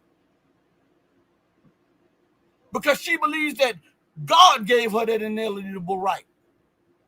So anything that comes from American policy is justified by these lunatics and these pirates in office. Listen to this right here. Everyone in? Well, Mr. Prime Minister, welcome. Welcome to the White House. Welcome to the Oval Office. Before I begin, I want to discuss some of the events that took place in the Middle East the past weekend. As you know, Iran launched an unprecedented aerial attack against Israel, and we mounted an unprecedented military effort to defend Israel. Together with our partners, we defeated that attack. The United States is committed to Israel's security. والولايات المتحدة ملتزمة بأمن إسرائيل. We're committed to a ceasefire that will bring the hostages home and preventing conflict from spreading beyond what it already has. We're also committed to the security of our personnel and partners in the region, including Iraq. ونحن أيضا Partnership between Iraq and the United States is critical. الشراكة بين العراق والولايات المتحدة هي أمر بالغ الأهمية. We've seen over the last decade as our troops have served side by side to help defeat ISIS. Mr. Prime Minister, thank you again for being here. Thank you for making the effort to be here. Simply put, our partnership is pivotal for our nations, for the Middle East, and I believe for the world. So he wants to protect Israel. He doesn't want to protect the Palestinians, but the Israelis, right? It's crazy, right? So listen, when you're like that and your policy is of that, I'm going to go back to that clip and then I'm going to break it down why they're like that, okay? And I'm going to use their writings, okay? Not my words, but their writings to show you the lunacy of the leaders of the Western world, okay? So we're going to go back to that clip that I played about this congressman talking about nuking the Gaza Strip and to show you just how insane he is and detached from reality. If Israel were to nuke Gaza, they're nuking themselves too because they're right there up against Gaza. And here's something else. This is something that does not get covered in the news. Pakistan has already stated that if Israel used a nuclear weapon on a Muslim nation, that they will return on fire with nuclear weapons. Pakistan has the 4th or the 5th largest nuclear arsenal. Larger than India's, larger than Great Britain's, larger than France. I believe it's larger than France. It could be right behind France if I'm not mistaken. And they have said that if Israel were to use a tactical nuclear weapon against the Palestinians or Syria or Iran, that then Pakistan would join in and return fire. So to advocate the use of nuclear weapons is to advocate a nuclear response. But in their madness, they don't see that. It's I rule, what I say go, and if you don't like it, to hell with you and we'll kill you. That's their policy. So I want to play that over again, and then I want to read something that goes hand in hand with this, everybody. And I want to thank you all for staying put, watching me on this thing, okay? I really appreciate it, man. I really appreciate it. So let's go a little further. Explosive comments on how to end the Gaza war have come from a U.S. Republican lawmaker who says the Palestinian enclave should be swiftly annihilated by bombs. I don't think any of our aid that goes to Israel to support our greatest ally, arguably maybe in the world, to defeat Hamas and Iran and Russia, and probably North Korea's in there and China too, with them and helping Hamas. We shouldn't be spending a dime on humanitarian aid. I agree. It should be like Nagasaki and Hiroshima. Get it over quick. Well, Tim Walberg's spokesperson was quick to scramble for damage control, claiming the congressman was just using a metaphor and actually empathizes with innocent Gazans. But critics say they're not buying the excuse. The comments come as the enclave faces a humanitarian catastrophe. Israeli bombardments have destroyed over 70% of Gazan infrastructure and forced the displacement of almost 2 million Palestinians. Civilians are struggling to survive with extremely limited access to food and water. Well, some of the latest Israeli airstrikes on Sunday hit a tent camp in the courtyard of the Al-Aqsa hospital, killing at least 2 people. Thousands of displaced civilians have been sheltering at the medical facility for months. Palestinian journalist Mohammed Abu Darouj, who cooperates with the Ripley video agency in Gaza, was severely wounded by an Israeli airstrike in front of Al-Aqsa hospital while he was filming. Here's how he described the incident. I was in the corridor. I heard a whistling sound in my ears. Then I couldn't hear anything. I just fell to the ground. I didn't know what happened. I looked at my leg to find it had been severely injured. The nearly 6-month-long war in Gaza has claimed over 32,700 lives, according to local officials. And the IDF is only expanding its military offensive. Many Israeli citizens are speaking in favor of that strategy, with some even calling for more radical solutions. Today, I believe there is a decision that must be made. I understand everyone and the poor people in Gaza, but this is about our survival. So I think politicians must agree to press the button. We're a country with a nuclear bomb. Here I am with nothing more to say. No one should inhabit this land. No one should live in this land except the Jewish people.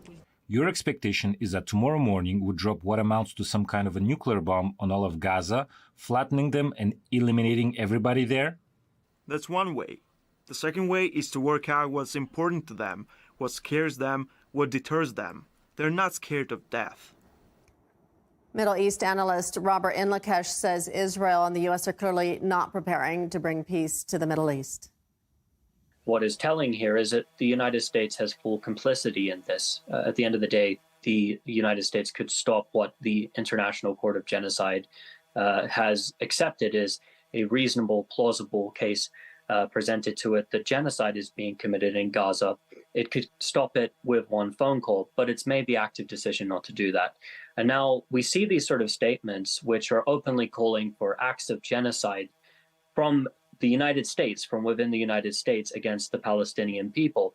The United States does not want to push the Israelis to stop. They're essentially playing this dirty game of pretending that they want a ceasefire, while the Israelis, mainly from Benjamin Netanyahu, the Israeli prime minister, are not actually looking for a ceasefire. They're looking for a mass starvation campaign to buy as much time as possible, because it's well understood that if the Israelis do reach a ceasefire, it's ultimately a declaration that they were defeated. They didn't bring back the prisoners which were taken by the Palestinian factions by force. They didn't collapse Hamas or even any of the other some 12 smaller armed groups which are functioning in the Gaza Strip and fighting them every single day. And it shows also that there's a level of desperation from the Israelis and those Zionists in the United States who are backing them at this point, as Israel's military operation has ultimately failed to achieve its primary objectives on the ground. So we look at that, and then we're going to play something else. I started to shut the show down, but as I was listening to that, it's a few other things that I wanted to talk to you all about. So remember, you saw the sky view of Gaza.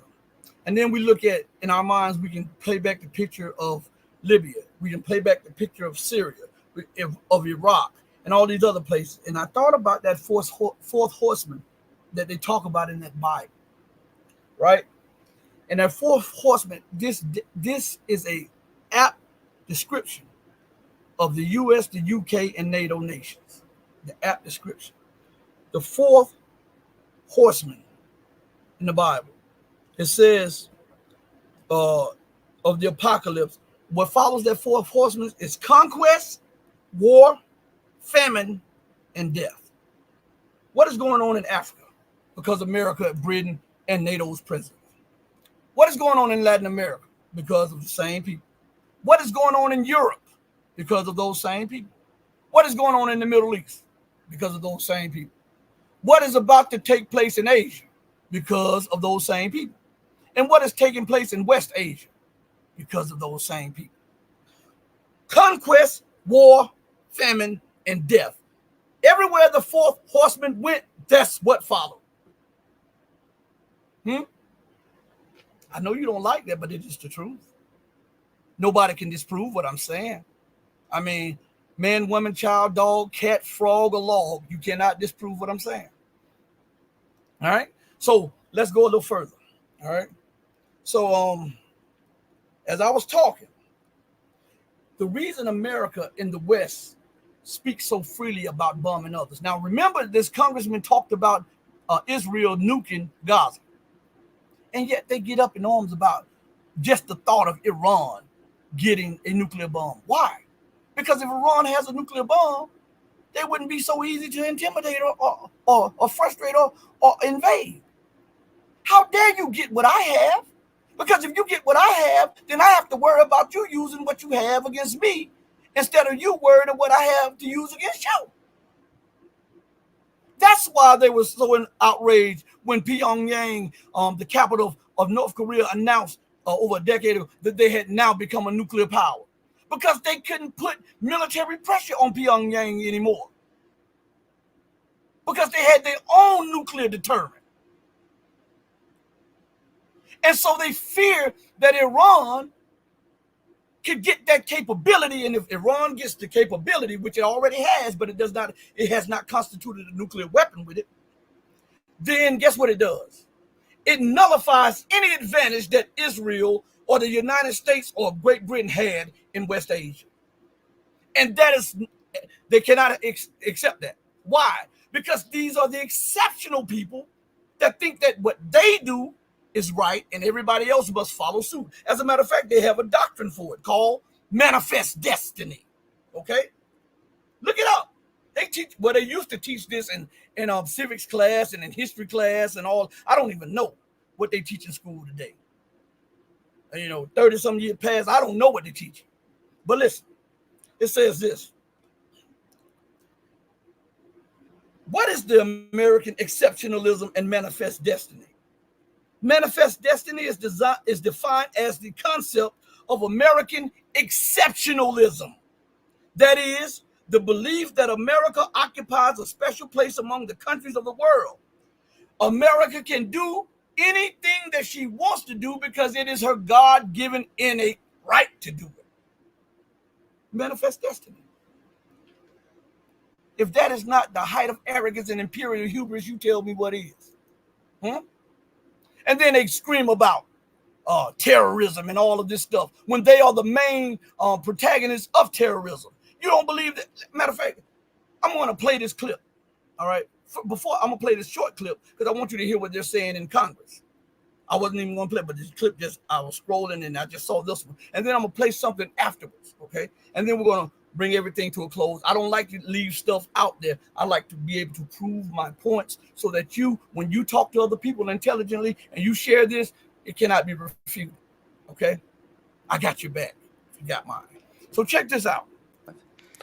So what I would say that is unique about the environment that we're in right now in my career is that while there may have been times over the years where individual threats could have been higher here or there than where they might be right now, I've never seen a time where all the threats, or so many of the threats, are all elevated, all at exactly the same time. That's what makes this environment that we're in now so fraught, and why funding our men and women who are working shoulder to shoulder with state and local law enforcement and other partners every day makes it even more important, not less. So, blinking red lights analogy about 9/11, all the lights were blinking red before 9/11, apparently. Obviously, all of us missed it. Would you say that there's multiple blinking red lights out there? I see blinking lights everywhere I turn. So they see blinking lights, red alerts everywhere. And it is the blowback of the policy. We're going to get to this right now. The blowback of their policy. What might ISIS and Ukraine have in common? More than you think. For one, Western war propaganda is filled with Ukrainian soldiers sporting ISIS patches.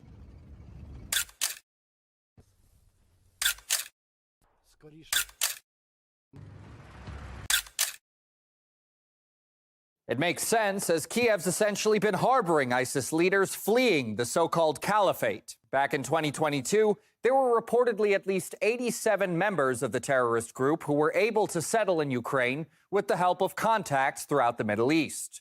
The sources confirmed that an official of the Al-Nusra Front terrorist organization held a series of meetings with leaders of several armed organizations, during which he urged them to encourage jihad in Ukraine against Russian forces. And many of those Islamist terrorists have gone on to wage jihad against Russia there, armed with the field experience they got from the Syrian civil war, fighting against Bashar al-Assad's government. According to Russia's Foreign Intelligence Service, ISIS militants were even trained by the U.S. military at the Al-Tanf military base in Syria.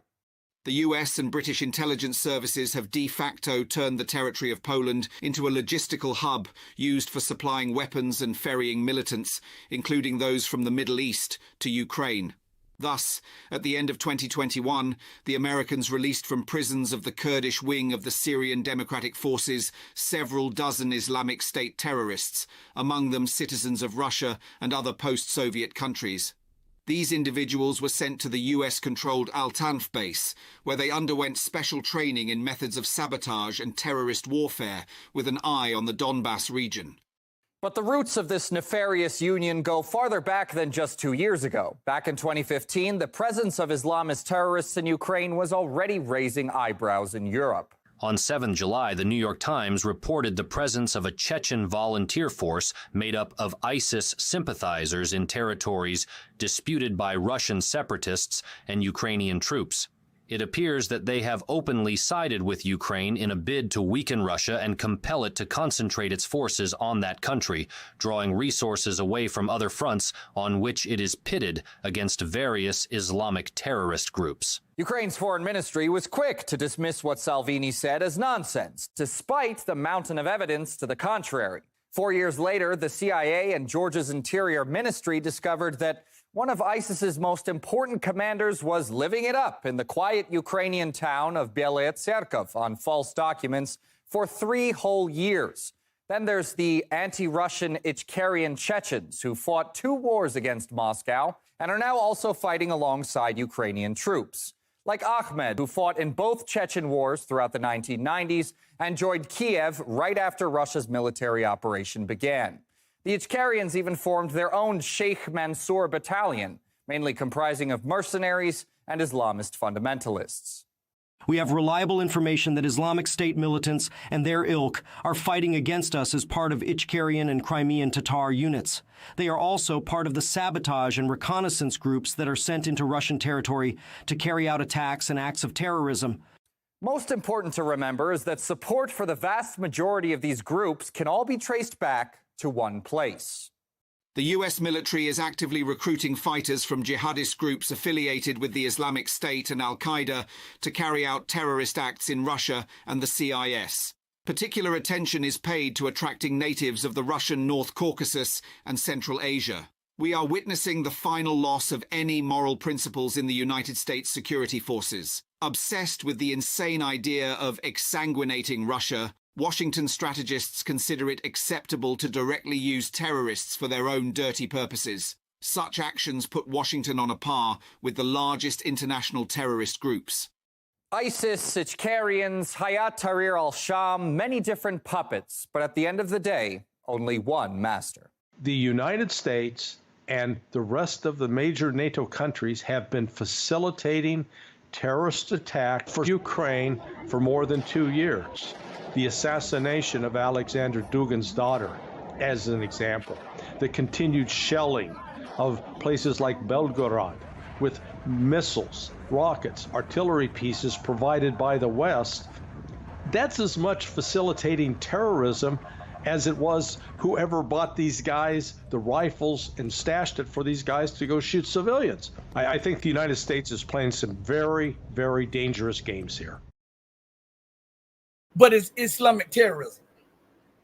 It's Islamists, and they conveniently put the name jihadis and extremists or Islamic State. So if you constantly associate terrorism with the word Islam or Islamic, right, then you demonize it just by way of connection, and that's what they're trying to do.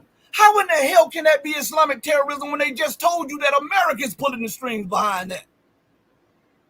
And if America's pulling the strings, and if America's recruiting them, and if America's giving them that doctrine, and if America is supplying them with weapons, and if America is transferring them from one place to another, that is not Islamic terrorism or Islamic extremism. That is Christian terrorism and Christian extremism. Or if we want to say, and we want to just nullify both terms, say Western terrorism and Western extremism. But nobody talks about it. Stop this. As a matter of fact, listen what this 53 seconds on this clip says, right? We created ISIS. I mean, ISIS is no less than... Right there. Listen again to what he just said, opening up. When he said we, he's not French. He's talking about the United States. Okay? Listen to what he says. We created ISIS. I mean, ISIS is no less than the people up in Islamberg, no less than Gulen, is a CIA creation. John McCain, for heaven's sake, was over there with the ISIS officials. We created them. They came from the Al-Nusra group, the Syrian Liberation Front. These two organizations combined, and they morphed into ISIS. It's our creation. We create them. We still direct them. When ISIS warriors are injured in battle, where are they transported? They're transported, for heaven's sake, to Israel. They're treated by the Israelis in Israeli hospitals and brought back to battle. Well, plenty of the rebels have acknowledged that they've been supported by Israel, and they've thanked Israel for helping them throughout. In fact, arms are oftentimes caught. Israeli arms are caught on en route to the rebel groups. So, you heard that, right? Yeah, I hope you heard that, right? So again, I'm gonna put up a picture, okay? So bear with me, okay? Y'all just give me a second. I'm gonna put up a picture. So we're gonna lay this one to bed just a second, okay? Let's see. Let's go here. Boom, boom. Boom. Right there, share. Let's see if we can pull this up on the main screen. So let's see if we can see this bigger. Y'all give me 1 second. I think this flicker thing is it's messing up a little bit. But I want you to see this picture that comes up.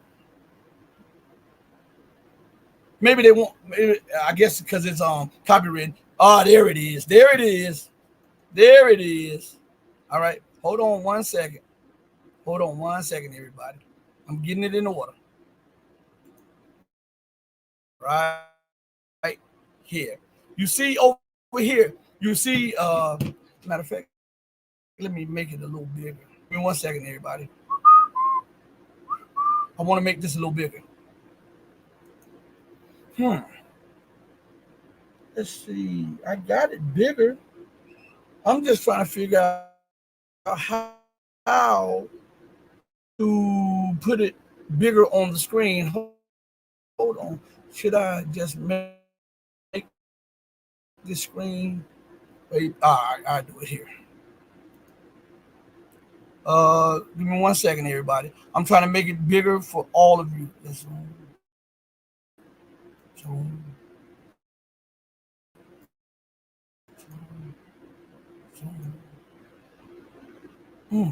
There we go. Let's see if that's up there now. All right, you see this picture up here. And hold on 1 second. StreamYard is blocking me from accessing my dashboard again. Do you see that big picture up there? Okay. It's on my left, so it might be on your right. Okay. Of this man standing up there with a jacket on, looking at another man holding a machine gun. Do you know who those people are right there?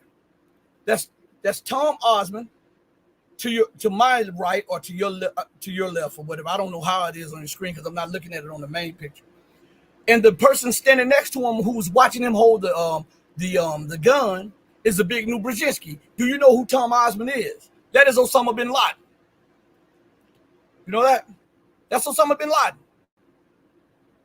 So the big new Brzezinski at the time was arming Osama bin Laden, training Osama bin Laden with the help of the State Department and the CIA in their clandestine operation to try to weaken the Soviet Union. They came up with something called the database. The database. But they refer to it in English as Al-Qaeda. The database. Okay? What database? Who owns this database? This is a database that is owned by the CIA, the US, and the State Department. And this terror outfit was put together by the big new Brzezinski, who just so happened to be the mentor of former President Barack Hussein Obama and the national security advisor of former President Jimmy Carter. And you want me to believe that it's Islamic terrorism? Man, if you don't stop this foolishness, stop it. Stop that. You understand? So listen, in closing, I think we got our point across. I guess we showed the truth to everybody. Hopefully you can share, hit the like, share this thing, and if you can, please subscribe. I noticed that a lot of you subscribed yesterday after I asked you to, and guess what happened? Go to the main page. YouTube took the subscribers away again. Go look. Go look. I asked for 10 subscribers, right? New subscribers. I got more than that. Go look on the page so that you'll see what I'm talking about. And for everybody that's watching, do me this favor. When the show is over, I see, matter of fact, YouTube says I had 135 people live in here. This is on my dashboard, okay? Go to the front and watch them say about 3 or 4 live. I want you to go see this for yourself so that you'll see that I'm not embellishing this stuff. I'm not making this stuff up. I'm doing my job. Hey, let me put this up here too. You're welcome. You're most definitely welcome. And I'm going to stay on my post till the casket drop. Thank you all for joining me. Listen, as we go out, I got to say this to you all. Thank you for your time. I really appreciate it. I wasn't planning on doing the show for 2 hours. I was going to do an hour show, but I can't leave things out there without bringing it to a conclusion so that you can have this information, because it is so vital for your understanding. So I thank you for giving me the opportunity to come before you and present my case on who are the true terrorists and who are driving the world towards war. On that note, remember that I always come in and go out the same way, with love in my heart for you, each and every one of you, if you love truth. But know that the love that I have for you will always pale in comparison to the love that my God has for you. Until we next speak again, stay strong, stay true, but above all things, stay righteous. And remember to do right, not because you want credit or because people are watching. Do right because it's the right thing to do, because the Almighty is always watching. Hey, mama, your baby boy loves you more than life. Thank you, everybody. Deuces. We're out of here. See you tomorrow.